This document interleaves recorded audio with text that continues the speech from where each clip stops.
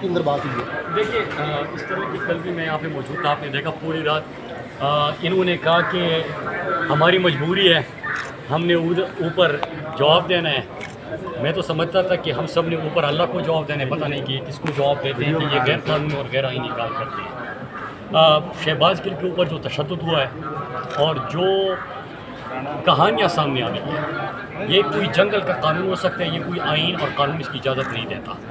اور اگر بیان کی بات ہوتی تو اس وقت جو بگوڑا بیٹھا ہوا ہے لندن میں، وہ جیل کے اندر ہوتا، وہ نہ صرف بیانات دے چکا ہے، فوج میں تقسیم کی بات کر چکا ہے، بلکہ وہ لاویت سے ملاقاتیں بھی کر چکا ہے اس مضموم مقصد کی تکمیل کے لیے۔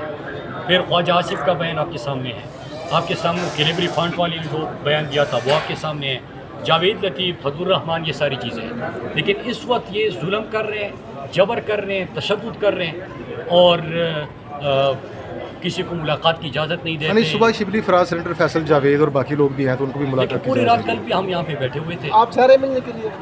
جی اب جا رہے میں بار بار آؤں گا، بار بار یہاں پہ بیٹھوں گا، اور ہمارا بھائی ہے، ہمارا دوست ہے، اس کے ساتھ ظلم ہو رہا ہے، ہم اس کے ساتھ کھڑے ہیں اور آخر دم تک کھڑے رہیں گے۔